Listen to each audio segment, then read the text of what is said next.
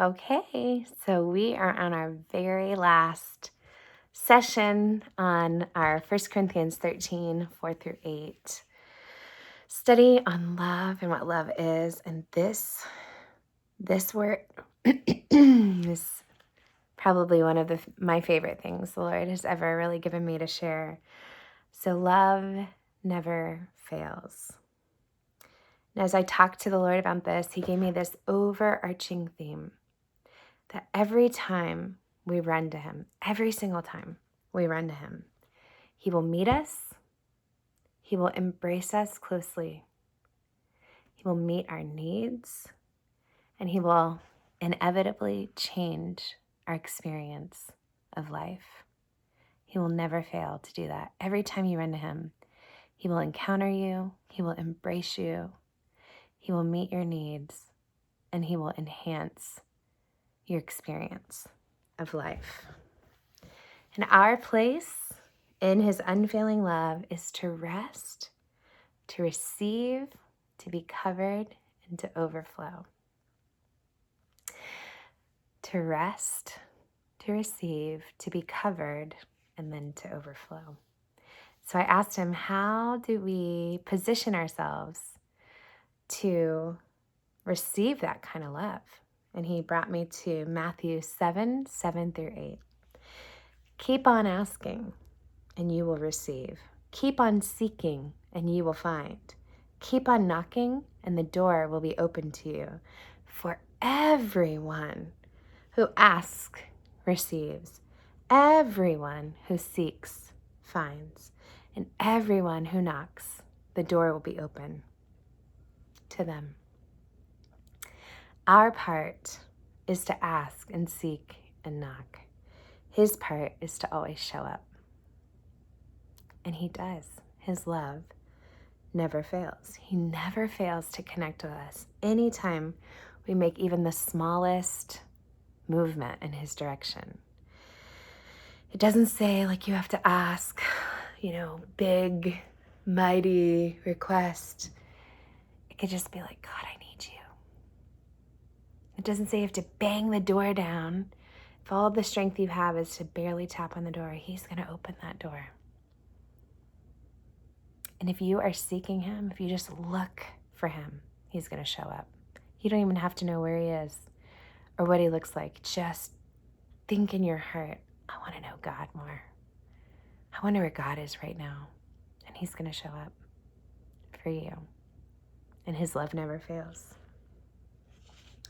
And that's true no matter what we feel. Because the truth is, he's always there. He is our breath. He is our life. He is our source. So if you still have breath in your lungs, he's with you. If you're still alive, he's with you. He's your source. He's not just as close as your breath. He is your breath. He's never going to leave you.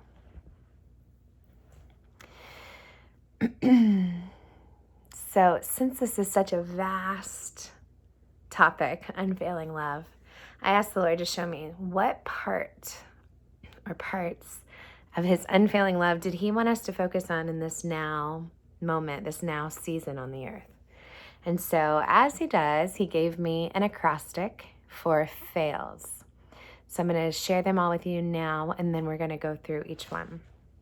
So love never fails, F-A-I-L-S. So love never forgets any detail of our prayer.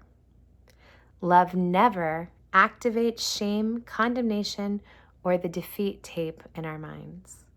Love never insists on performance in order to receive love.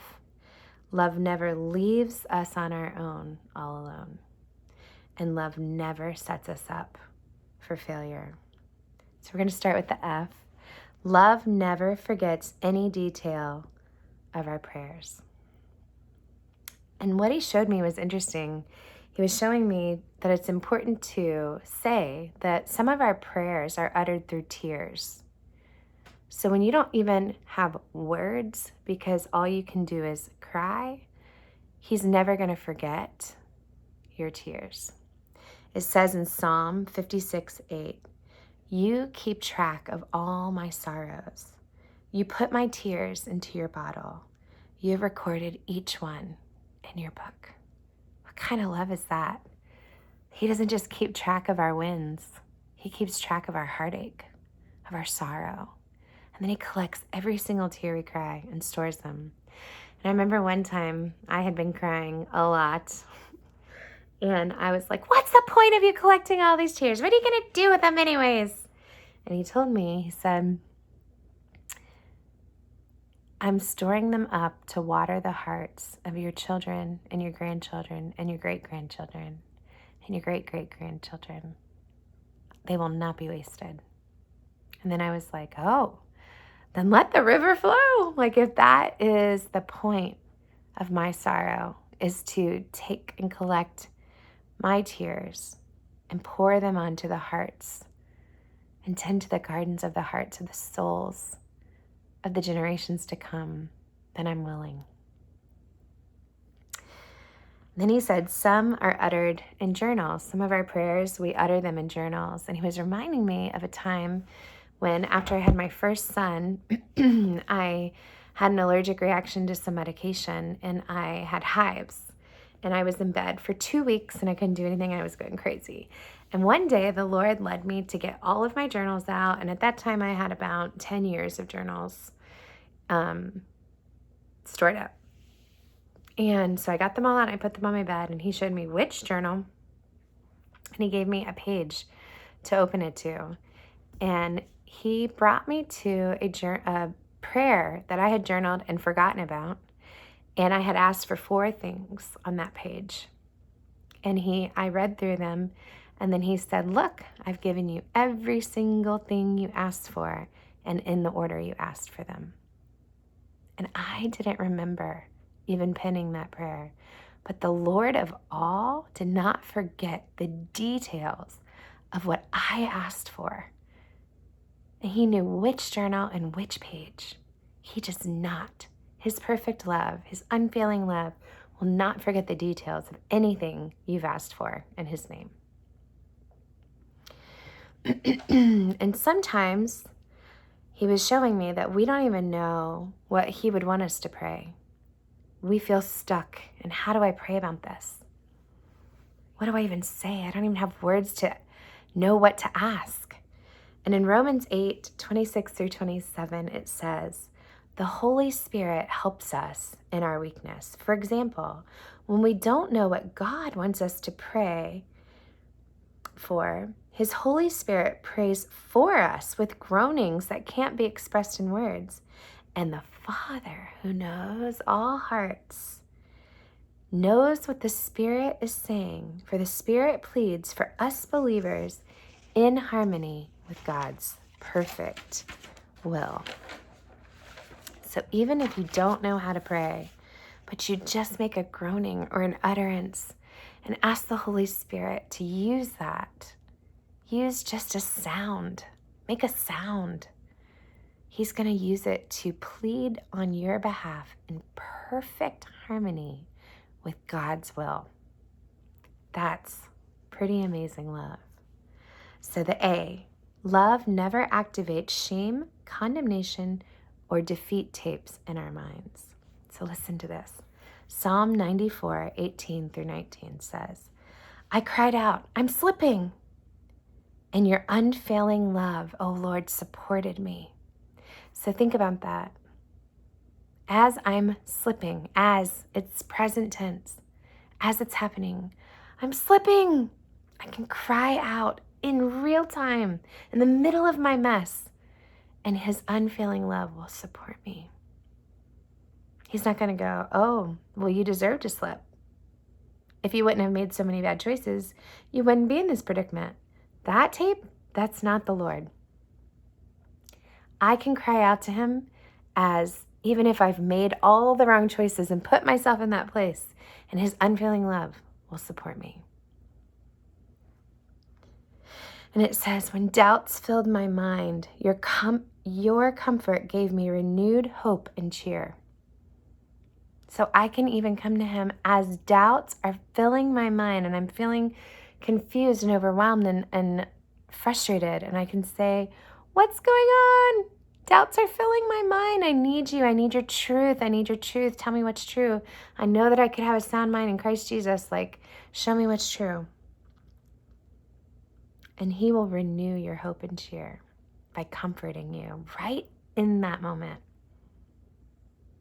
He will not say, oh, you're not holding each thought captive? You should do a better job guarding your heart, protecting your mind. He's not interested in perfection. He's interested in connection. Call out to him.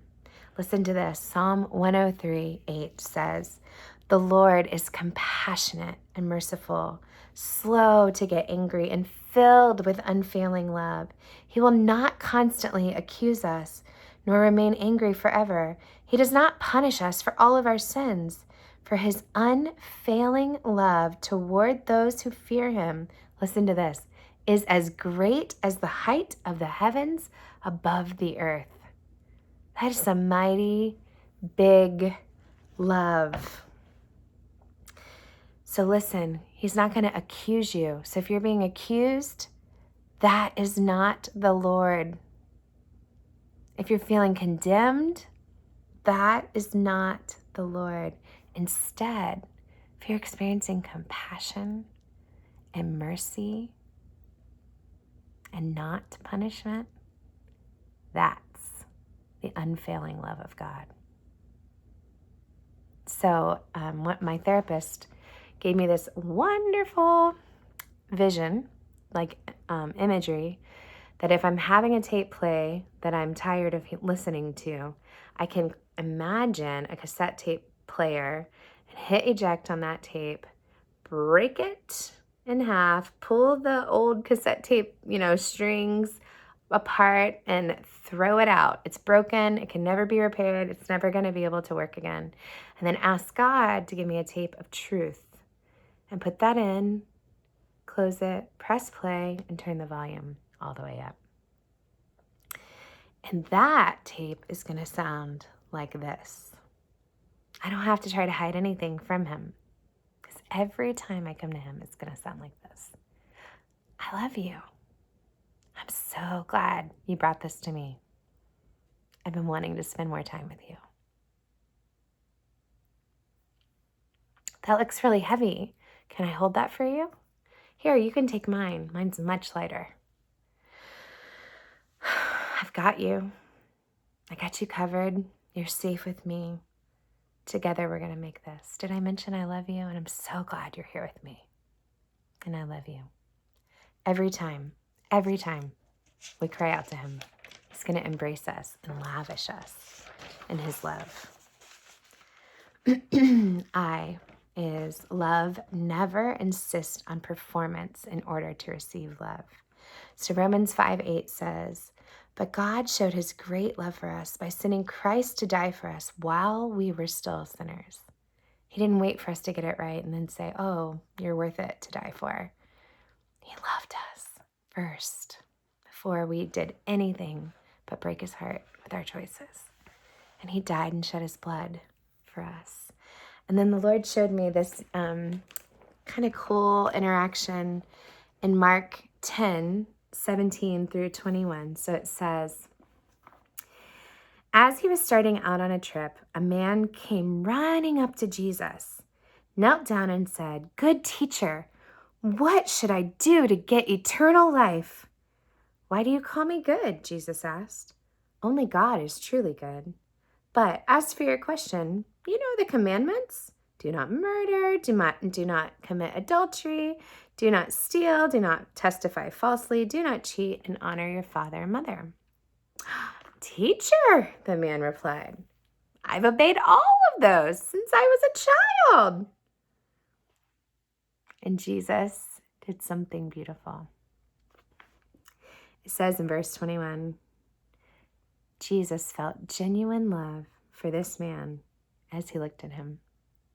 And then he replied, you lack only one thing. Go, sell all you have, give all that money to the poor, and you will have treasure in heaven. And then come, follow me. And so what he was showing me was the man misunderstood the entire point of all the commandments. The commandments are meant to show us that we can't do it apart from Christ. It's meant to make us want to connect with him instead of being really, really, really good. He's not really interested in really, really, really good. He's interested in really, really, really dependent, connected, relieved, relaxed, rested into him.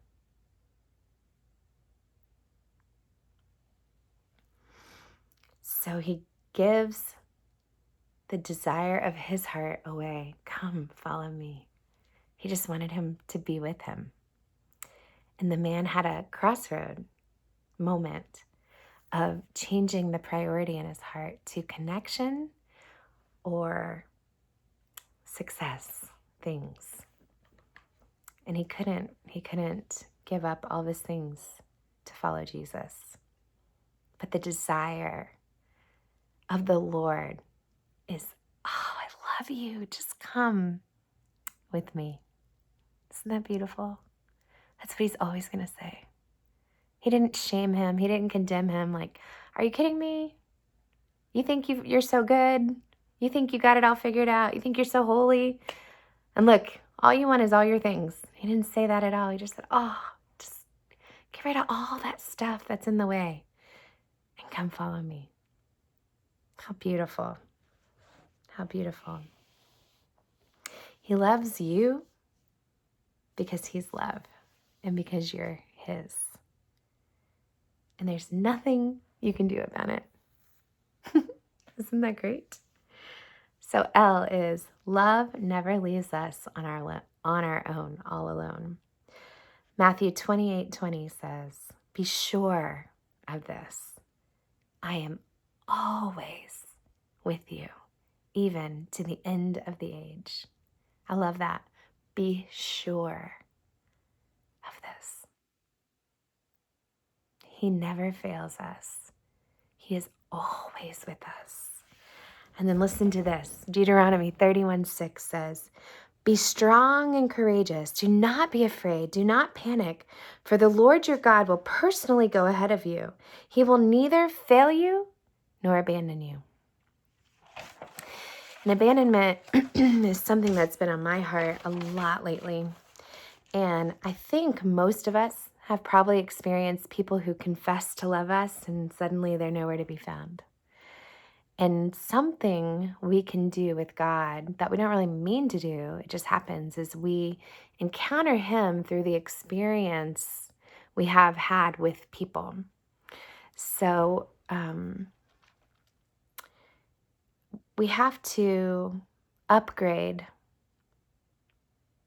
our hearts. We have to ask him, is there any place in my heart that I'm limiting my experience of you, that I'm allowing to influence my experience of you because of disappointments or rejections or wounds that I've had with people? And I need to come up higher because your love is perfect. Your love is unfailing. You will absolutely never leave me. It's 100% true that I'll never walk alone. Like, help me to rise up into that truth, because we're going to be given lots of opportunities to be strong and courageous. And in the midst of that opportunity, there's also going to be this other side of temptation to have fear and panic. So we have two choices. And if we're resolved in the truth that shores up under our feet of his unfailing love, that he will never leave us, he will never abandon us, then we're going to be able to say, I used to do fear and panic, but I don't have to do that anymore. Now I can be strong and courageous because the Lord my God will personally go ahead of me.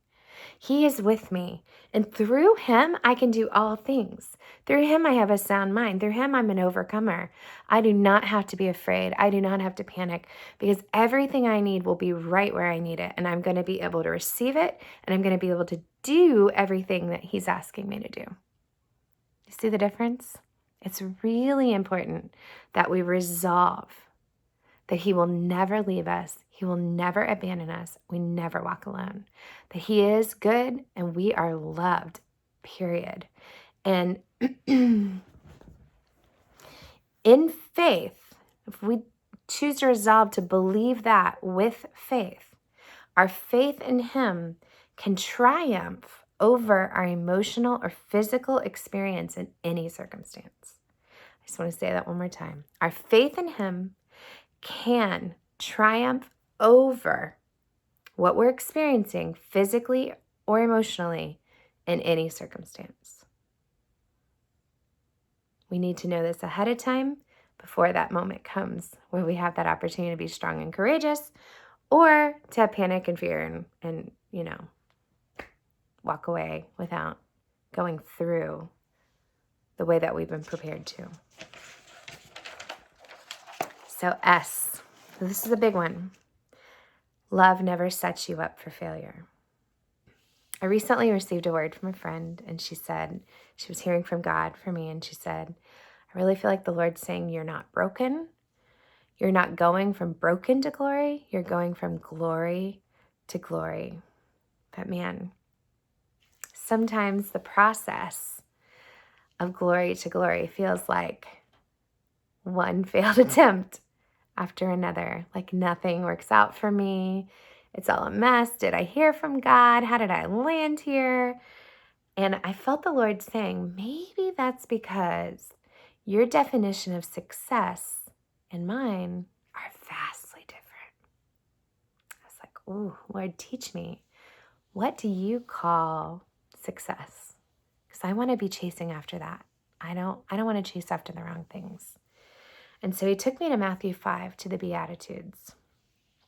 And it's where Jesus says, blessed are those who. And so let's see what he says. You're blessed when you recognize your need for him. Have your circumstances going from glory to glory, not broken to broken or broken to glory or failure to failure. Have they caused you to know how desperately you need God? If so, then you're winning. We're blessed when we recognize how much comfort we need from the Holy Spirit. We're blessed when we're humble. Guess what? Humility comes through everything not working out for you. Humility comes through recognizing you're not better than anybody else, but that you're loved and they're loved, and we can all be loved by God and called by God, and we don't have to have a measuring stick to see how far ahead or behind we are, ever. Comparison always leads to death. It says we're blessed when we hunger and thirst for righteousness. This is something I really pricked my heart open. I want to be sure that that's what I'm hungering and thirsting for, is righteousness. It says we're blessed when we're merciful, when we have pure hearts, when we work for peace. Then it says that we're blessed when we're being persecuted for doing what's right. And I think that means that if I'm living a set apart enough life where I'm like a salmon, swimming upstream, like that can be exhausting. And it's going to rub a few people the wrong way, because they just want you to go with the flow and not challenge that they're not going, that they are going with the flow. It can be uncomfortable to be the person who's setting a standard that's a little bit higher than where everybody else is. But you are set apart. You are called and chosen by God to be a light in the darkness, not to go with the flow. And so if you're swimming upstream like the salmon, chances are somebody's going to be like, what are you doing? That's stupid. Everybody does it this way. You shouldn't be doing that. And when you're getting persecuted like that, he says, you're blessed. That's winning. And also it says when people mock, persecute, and spread lies about you for your relationship with him. So when you stand boldly in Christ, people are going to watch and look for ways to try to tear you down. And he says that's good. That means they're recognizing him. And that's all we need. That's the point of our life is to make him known, to know him and make him known. So what if my definition of failing shifted according to the Beatitudes, and I recognized I was sinking and struggling if I stopped recognizing my need for him? If I started moving in pride, thinking I'm better than people, I'm smarter than people, I'm more spiritual than people, I'm wiser than people, I'm faster, I'm more successful, whatever that looks like. Pride, examine our hearts, Lord, and reveal to us any pride that's taking root.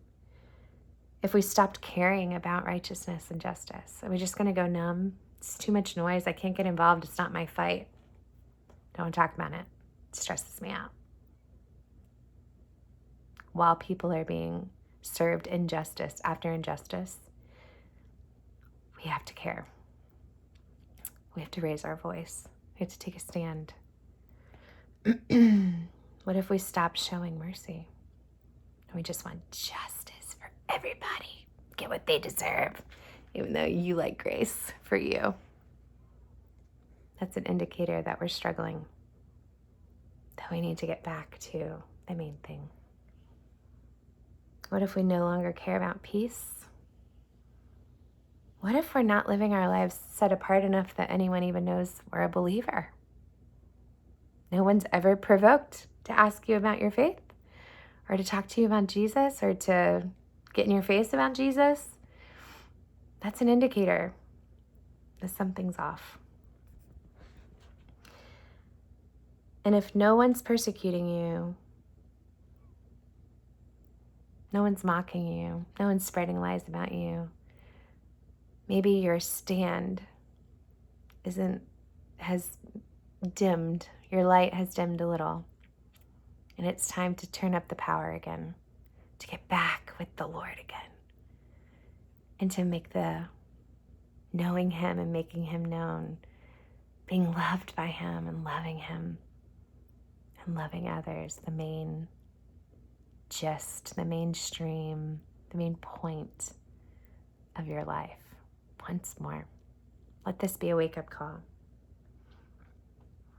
Success is living out boldly the transformed life through his blood, his power, and his spirit. And his love will always lead us in this process from glory to glory. So the last thought I have is this beautiful image. And so think of a weaver at a loom weaving a tapestry.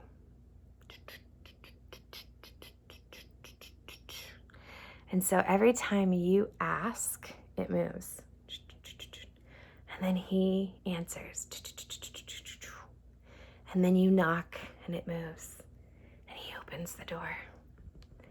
And then you seek and you find him. And you ask and he answers, and you knock and he opens the door, and you seek and you find him again and again and again. And this becomes your testimony. This becomes your relationship, and what you're weaving is this beautiful tapestry of your love with the lover of your soul. It's a co-laboring, working together with him, creating something unique between just you and him. Working into this fabric, your story, the story that only you and Jesus know. It's this fabric of the irreversible oneness between you and your maker that becomes the fabric for everything you'll ever need. It can become a resting place. You can lay out this costly tapestry if you need a place to lie down and rest when it's time to rest.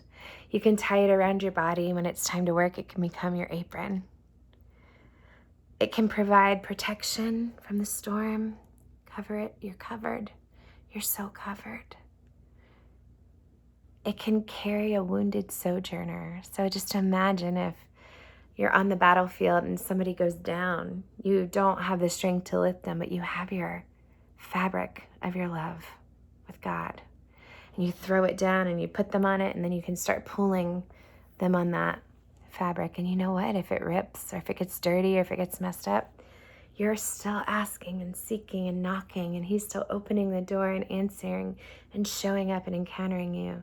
So it's never going to run dry. It's never going to run out. There's more. There's more. There's always more. You're always ever. It's becoming new constantly.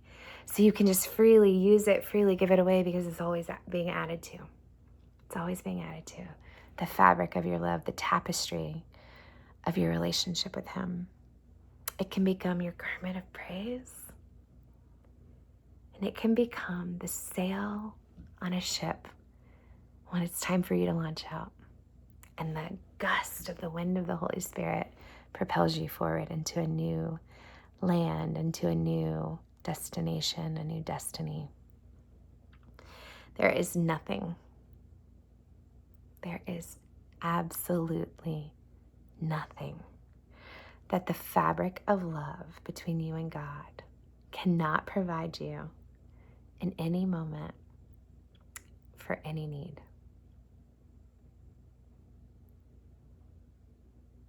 You are fully covered. You are fully loved. He is really, really, really, really good. And his love will never fail. How we praise you, Lord Jesus.